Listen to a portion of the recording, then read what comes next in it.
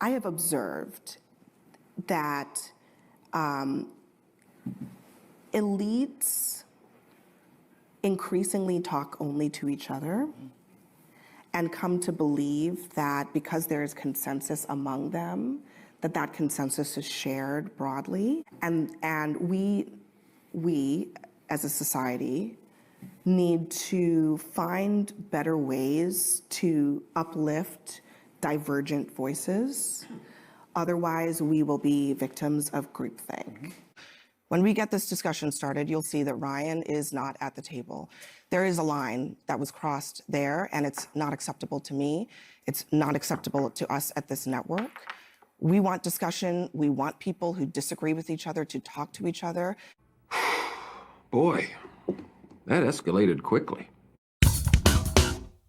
The main problem with the left is that they believe their own lies. They have bought into their own propaganda. And even though they're supposedly the party of peace and love and acceptance and science, they are basically none of those things because they live in their own thought bubbles and are not exposed to any outside influences. Now, of course, we're going to see this represented today on Joe Rogan and several other clips. But before we get to the videos, please like and comment so we can break through the algorithms. Here we go. I can't figure out why he runs the Washington Post, because he owns the Washington Post. Well, he's changed the shit out of it. Has he? Yeah, there's a big to-do about it because he released this article that we have to, or released a story rather. He wrote a piece essentially saying that you have to take divergent viewpoints. You have to take a bunch of different perspectives. We can't just be this left-wing echo chamber, and it's the reason why the business is faltering. I mean, all of these... I was just reading something about CNN's ratings and MSNBC's ratings post-election. They've crashed. All these left-wing kooks on YouTube are hemorrhaging subscribers, where people go, you guys are out of touch, you're not accurate, you're delusional. And people are speaking with their subscriptions, and they're speaking with their purchasing of the Washington Post, and they're purchasing of the New York Times. The New York Times just debunked, in the most insane way, debunked RFK Jr.'s assertion that the ingredients in Froot Loops are different in Canada than they are in the United States. They fact-checked it while saying he was accurate. So their fact check, it's so dumb when you see the I tweeted it. I know. The fact check is so dumb because the fact check says it's not correct. They have the same ingredients except for these harmful chemicals. Look at this. Mr. Kennedy has singled out Froot Loops as an example of a product with too many artificial ingredients, questioning why the Canadian version has fewer than the U.S. version. But he was wrong. The ingredient list is roughly the same, although Canada's has natural colorings made from blueberries and carrots, while the U.S. product contains red dye 40, yellow 5, and blue 1, as well as butylated hydroxytoluene, or BHT, a lab-made chemical that is used for freshness, according to the ingredient label. That is the dangerous chemicals that are banned in Canada that we're trying to get rid of in America, and that of RFK. So they're literally saying he was wrong, but he was right. Yeah, that made my brain hurt just reading that.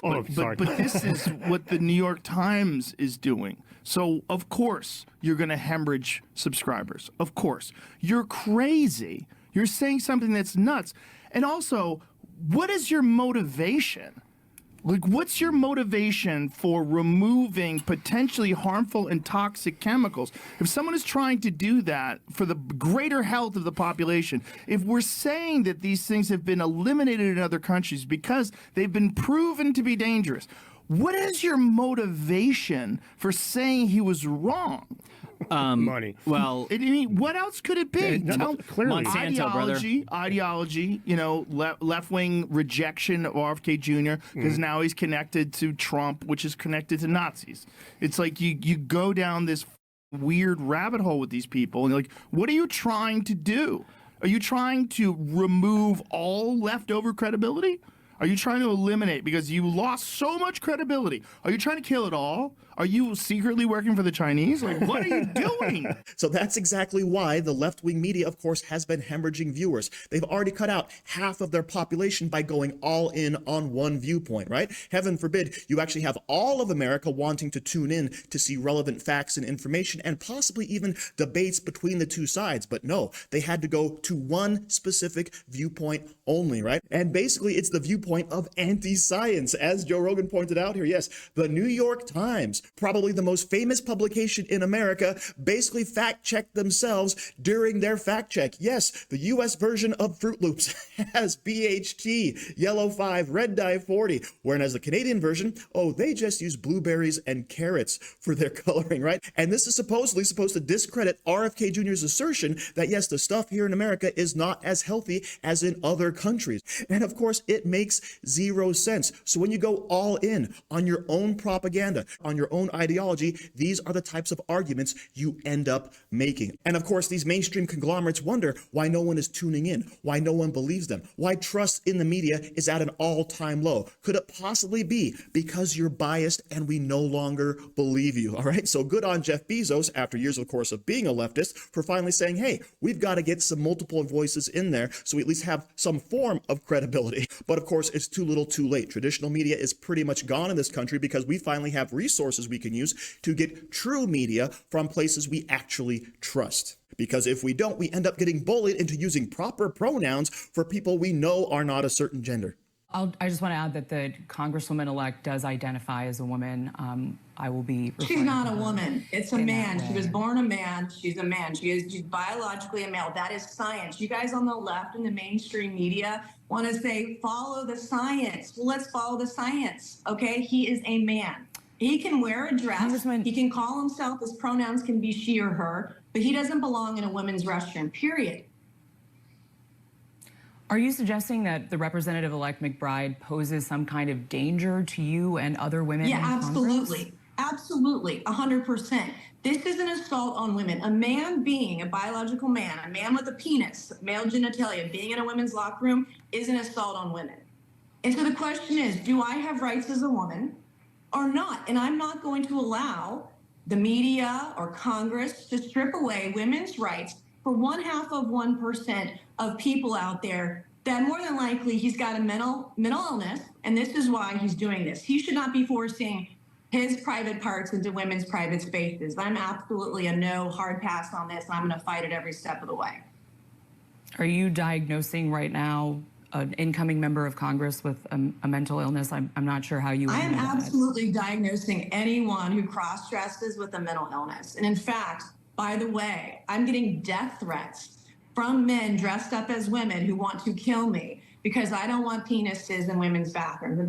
So this, of course, is the science according to the left. And Representative Nancy Mace, she ain't having none of it, right? She's a survivor after all. And she says that any man in a woman's space is going to be a danger, a threat to them. And honestly, I agree 100%. And I love how she's basically saying, yeah, the pronouns, they don't matter. He can call himself whatever he wants, but that still doesn't make him a woman. Okay, so good on her for that. And of course, even more excellent news is that Representative Mike Johnson, who of course is the Speaker of the House, has come out and said, you know what? We've got some rules changing right now. Only men in men's locker rooms and bathrooms, and only women in women's locker rooms and bathrooms. And of course, the left's heads collectively explode. And also don't forget that up until just a few years ago, gender identity disorder was an actual real thing, recognized by American psychologists, okay? It's only changed recently when the leftists have infiltrated every single structure in America, taken it over, and changed, right? And the vast majority of Americans reject this line of thinking. But of course, that's not going to stop the leftists from being what the leftists are.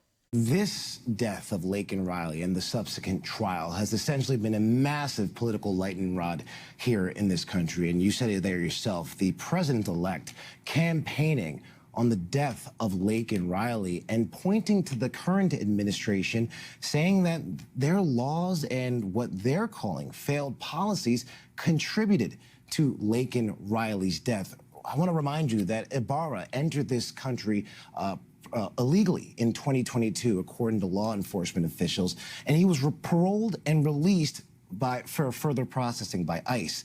And since that time he entered the country, he was arrested another time.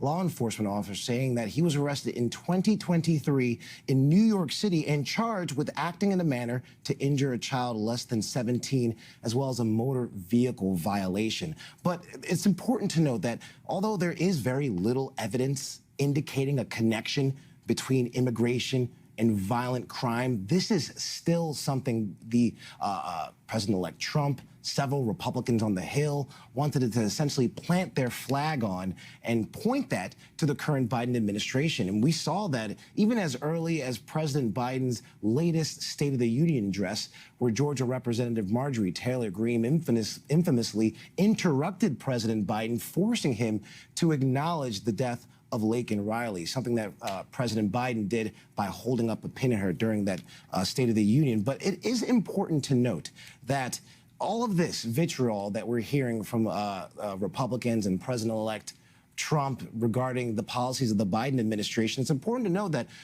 President-elect Trump did force Republicans to essentially tank a bipartisan border security bill that both sides of the aisle said would have essentially addressed border security and immigration issues, Kira.